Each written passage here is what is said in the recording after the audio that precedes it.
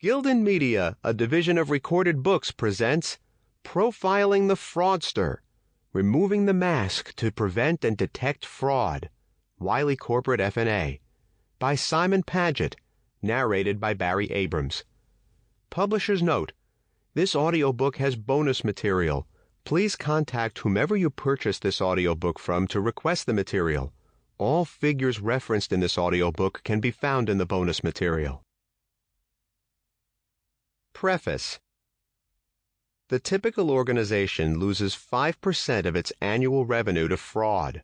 Applied to the estimated 2011 gross world product, this figure translates to a potential total fraud loss of more than $3.5 trillion worldwide, according to the Association of Certified Fraud Examiners, ACFE, report to the nations 2012. So, put in context, fraud is material. Profiling is a part of everyday life for all of us, using previous experiences to determine how we get through the day's activities. Indeed, when we approach winter months, we know that we need warmer clothing. Why? Because last winter told us so. When we drive through an intersection or the stoplight turns red, we know exactly what to do or how to react to the event because we have done it so many times before. More to the point, we can identify the cold of winter and the challenges we face while driving because we have seen the patterns on numerous occasions before, and our brains have analyzed the information at that time, stored the patterns of data, and drawn on the stored memory to deal with the current event. Then consider your favorite sport and trying to work out who will win. In the same way that we recall previous events, we also recall previous history of individual sports teams and individuals. Soccer players of a certain age may be in their peak. Rugby players from a certain continent may win more games, and marathon runners from certain African countries are always likely to run the fastest times. This is everyday profiling of individuals based on previous experiences. If this process works in dealing with the characteristics of day-to-day activities and people we come into contact with, then why is this process of profiling not more prevalent in the fight against fraud? It can be seen that many forensic investigations do not have a formal process for either drawing from or contributing to fraud type and fraudster profiling. Fraud profiling has the potential to serve as an aid to fraud investigations. Valuable data and information on offenders and fraud situations and scenarios is not being used as much as it should or could be by investigators in the identification of fraud in the workplace.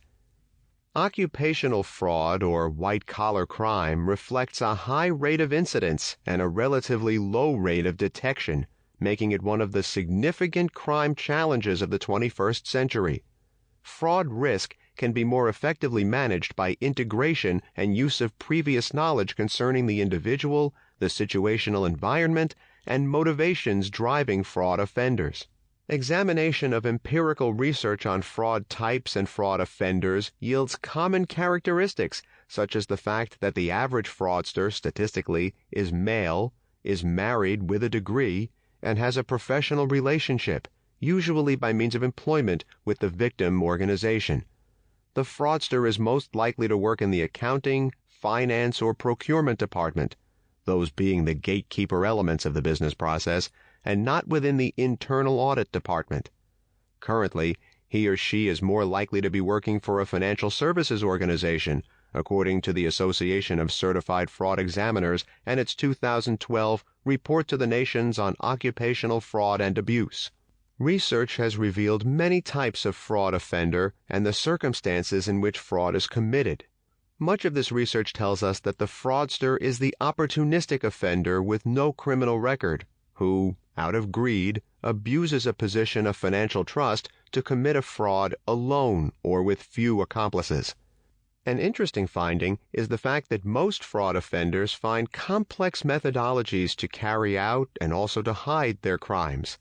This has implications for prevention strategies, insomuch as the traditional barriers to fraud of internal accounting controls and employment screening are no longer sufficient on their own. So, if profiling techniques are to be added to the fraud investigator's toolbox, then we must first ask, and more important, answer some questions. How does profiling assist and add value to investigations? What key aspects of an offender profile should be included in the profiling? And are such details as marital status, age, and race really necessary, as well as fraudster background, skill, and professional qualifications? Would it be beneficial to include in such profiling the characteristics of the fraud scheme or scenario itself and the situation that lends itself to the fraud? Furthermore, should the type of victim organization be analyzed, and should this be further drilled down into as to which departments and divisions are more prone to fraud attack? Many surveys tell us that 80 to 85% of fraud is committed by insiders. Surely, if we knew from which departments the fraudsters emanate, or possibly more important, which vulnerable departments they try to be recruited in, then this could be a focal area for both proactive fraud risk management and reactive investigation. We all too often focus on the control environment, and quite often human beings are fundamental to that control environment, or at least key elements of it. Human beings are the weakest link. How strong is the control in a segregation of duties if the employees in the process exhibit characteristics that place their honesty and integrity in doubt? Surely, if the human element of the control environment is not considered, then such controls are weak or even non-existent. Profiling of these employees is fundamental to an effective control environment. There is no doubt, however, that a full understanding of what fraud is and which measures are best suited to combating the fraud disease is absolutely necessary before we can start to profile the fraudster or his actions. We have to face the fact that fraud cannot be prevented.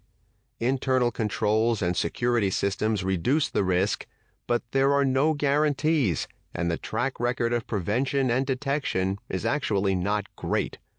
Humans can be ingenious and their behavior unpredictable. Some are desperate. Many are merely risk takers. Most are both. Some employees may have a lot more devious entrepreneurial spirit than we may have imagined. If fraud is committed by trusted employees who know the system, then it is quite likely that they also know how to bypass these controls, and therefore something more is required in the preventive and detective fight. Fraud profiling is the process of identifying the characteristics that the fraudster and his fraud would present or be visualized if that fraud were to happen in your organization. If you know what it looks like, you can identify or recognize it and catch it when it happens. If you catch it when it happens, it will make the next person think twice about committing fraud and will leave investigators with key indicators of the behavioral or situational patterns or footprints for the future. Interestingly, as is the case at the time of writing, in periods of economic slowdown or recession, the likelihood of employee fraud increases. Apart from the increase in financial need, there is also increased psychological pressure on employees. Employees tend to not only be under greater personal financial stress currently, but may also be under greater personal insecurity about their future in the organization. When close colleagues are laid off, fear and insecurity prevail psychologically. This brings about a further dimension to the profiling scenario, the fact that the economic environment should be included as a constituent part of profiling fraudsters. Put simply, human beings in a deprived part of a city in a country going through economic slowdown might be more apt to commit fraud than those earning good salaries in a country that is booming or bypassing recession. The economic environment, therefore, also needs to be included in any profiling methodology. In summary, fraud happens. It happens in any organization that has money or assets, irrespective of profitability. Quite often, it is a cause of an organization not being profitable. The fraudster is internal. Remember, 80 to 85% of fraud is committed by persons inside the organization, by our colleagues who are more often than not at a senior level and to whom we report and upon whom we rely to safeguard the assets of our business. We have to adopt the attitude that the fraudster is within our organization, and therefore it is only prudent that we alter the paradigm and expect that fraud will happen and adopt a preventive strategy. In order to be ahead of the curve, that strategy has to include the relatively new dimension of profiling. In order to identify anything, you have to know what it looks like. If you don't know what it looks like, you may walk right past it without recognizing it. There are an infinite number of characteristics of fraud offenders and fraud types or scenarios, and there are an infinite variety of industries, business structures, departments, accounting systems, and so on. Like attempts to prevent fraud, there is no guarantee that a detection strategy will work all the time and identify every fraud, but research indicates that most occupational fraud is not sophisticated and generally not well concealed. All that is required is to identify what it would look like, and it will more than likely be found. Profiling is not intended to provide an absolute guarantee of fraud detection, but an incremental improvement in the odds against your business becoming a victim of fraud. So, if we can profile the following footprints attributable to the act of fraud, then we have a pretty good coverage of all likely characteristics, providing us with the greatest chance of recognizing the fraudster and the fraud act. The fraudster's behavioral indicators. The environment in which the fraud occurs, to include victim organization type and sector, victim department, fraudster's position in department, geographical location, economic situation. Fraud type characteristics. Fraud methodology or modus operandi, fraud motivators, characteristics of consequences or the impact of fraud. The process of profiling has to be made simple and understandable, yet it should be rigorous and comprehensive. Its objective is the development of a set of detection controls that will identify the characteristics of a fraudster or patterns that fraud would present if it were to occur in your business. This book examines how profiling occupational fraudsters and their actions and characteristics can help in the proactive fight to reduce fraud risk in the organizational workplace, and it explains how to prepare a fraud profiling methodology for your organization. This book is a must-have valuable resource in your anti-fraud library. Profiling the Fraudster, Removing the Mask to Prevent and Detect Fraud features detailed analysis and breakdown of profiling and its relevance in occupational fraud fighting methodologies, clear insights into the mind of the fraudulent employee, observations, analysis, and conclusions to guide listeners through prevention and detection strategies using profiling, integrated extracts from professional surveys, including the ACFE's Report to the Nations on Occupational Fraud and Abuse, revealing statistics on cost, prevalence, patterns of fraud and fraud prevention, and what it all means. A step-by-step approach to using profiling and investigative psychology to manage fraud risk. Designing fraud profiling methodologies to suit your organization. Part 1. Occupational Fraud and Corruption. Chapter 1. Introduction to Occupational Fraud and Corruption and Recent Trends.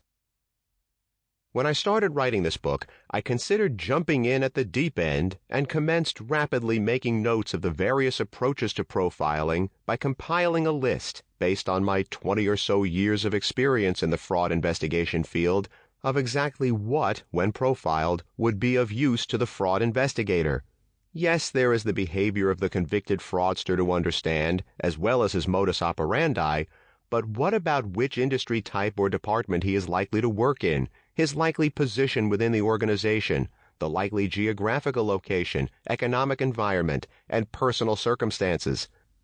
We also need to understand the profile of the higher-risk victim organizations and their characteristics. Anyway, I quickly realized that to fully understand the subject of profiling, we first need to have a fairly good grounding in or understanding of the subject of fraud and corruption, what it is, and how it affects organizations and all of us who are associated with those organizations. It is also, possibly even more so, very important to understand the types of controls that are designed, put in place, and often bypassed to enable us to manage fraud risk in organizations. After all, fraud is perpetrated by human beings as a reaction to opportunities created by weak safeguarding processes. Profiling is a further anti-fraud methodology to add to the stable, and it does require an understanding of how and where in the corporate environment it would best sit.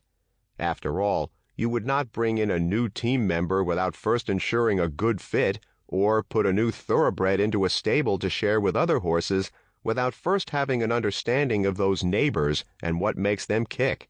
So, let's have a look at the world of fraud and corruption, and how, since time immemorial, we appear to be failing in our attempts to manage fraud risk in the organizational environment. Deception through breaching trust. The term fraud has come to encompass many forms of misconduct. Although the legal definition of fraud is very specific, for most people like you and me, anti-fraud professionals, regulators, the media, and the general public alike, the common use of the word is much broader and generally covers any attempt to deceive another party to gain a benefit. Expense fraud, forgery, counterfeiting, identity theft, theft of inventory by employees, manipulated financial statements, insider trading, Ponzi schemes, mortgage fraud. The range of possible fraud schemes is actually endless, but at their core, all involve a violation of trust. It is this violation that, perhaps even more than the resulting financial loss, makes such crimes so harmful. For businesses to operate and for commerce to flow freely, organizations must entrust their employees with resources and responsibilities. So, when an employee defrauds his or her employer, the fallout is often especially harsh. The focus of this book is occupational fraud schemes in which an employee abuses the trust placed upon him or her by an employer for personal gain. The formal definition of occupational fraud, taken from the Association of Certified Fraud Examiners ACFE website, http://www.acfe.com/fraud-101.aspx, is the use of one's occupation for personal enrichment through the deliberate misuse or misapplication of the employing organization's resources or assets.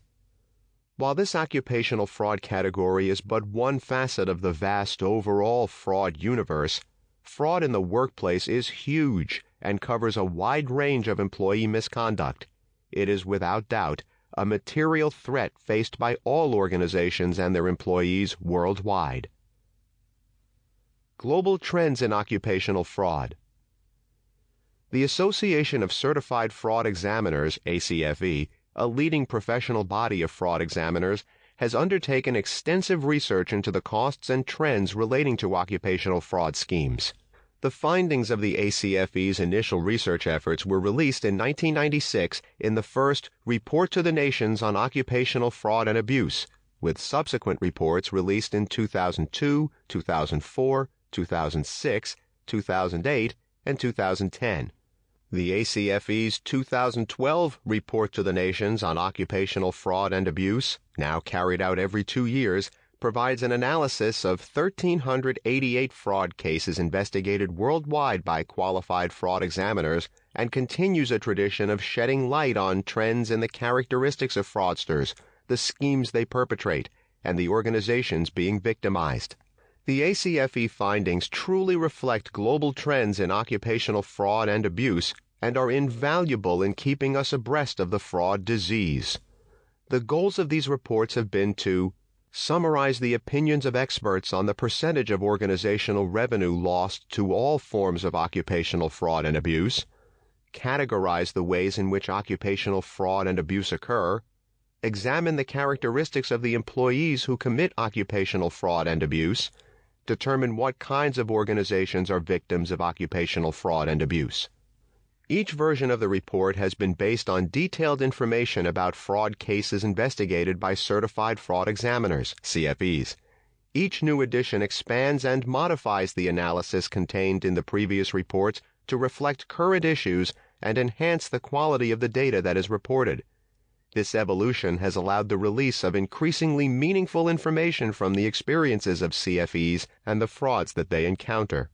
Fraud, like many other crimes, can be explained by the existence of the following four key drivers.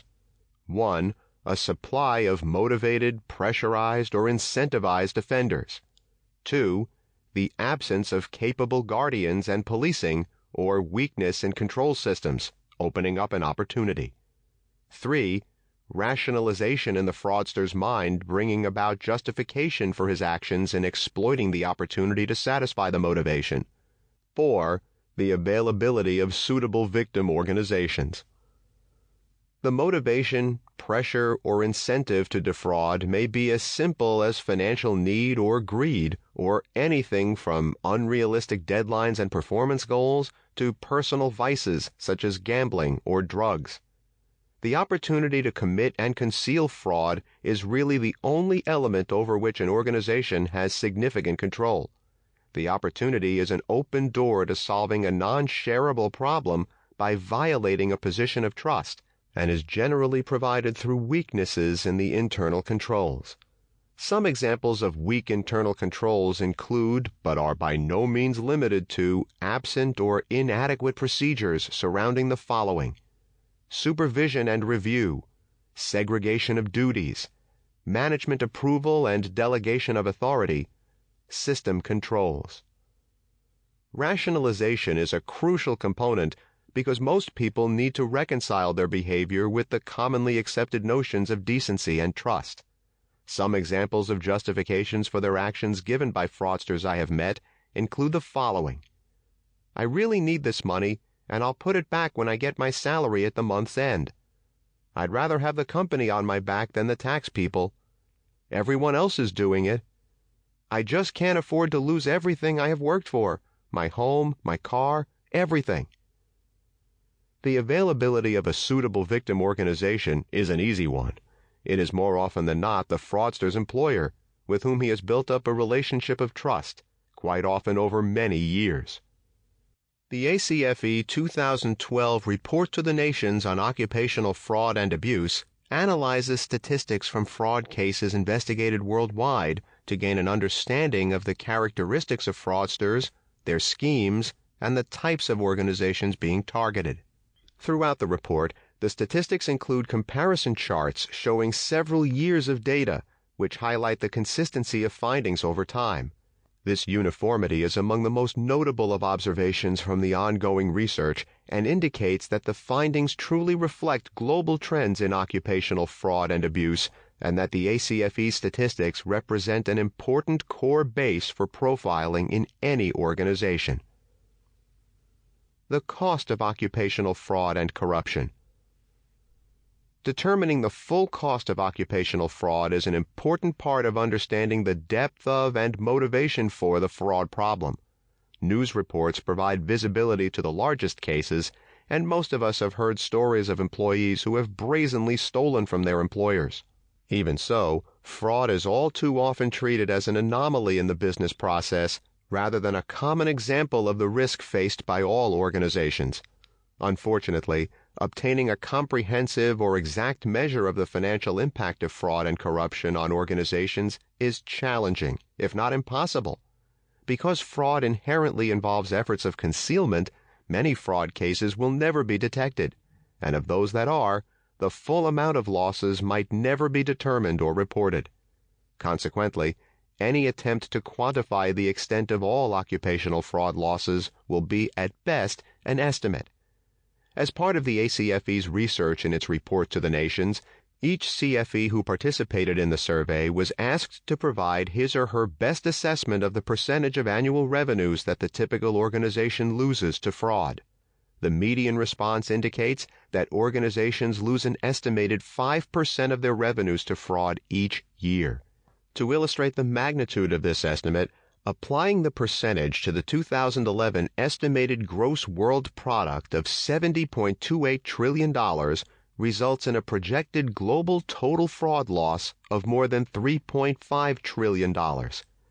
It is imperative to note that this estimate is based on the collective opinion of anti-fraud experts rather than on specific data or factual observations, and should thus not be interpreted as a literal calculation or extrapolation of the exact and total worldwide cost of fraud against organizations. Even with that caveat, however, the approximation provided by more than 1,000 CFEs from all over the world with a median 11 years of experience as professionals who have a first-hand view of the fight against fraud may well be the most reliable measure of the cost of occupational fraud available, and certainly emphasizes the undeniable and extensive threat posed by these crimes. Of the 1,388 individual fraud cases reported in the ACFB survey, 1,379 included information about the total dollar amount lost to fraud, as shown in Figure 1.1. Individuals commit occupational fraud costing businesses considerable sums of money. Worldwide, a potential global fraud loss of more than $3.5 trillion, according to the ACFE report. The median loss, the report states, was $140,000.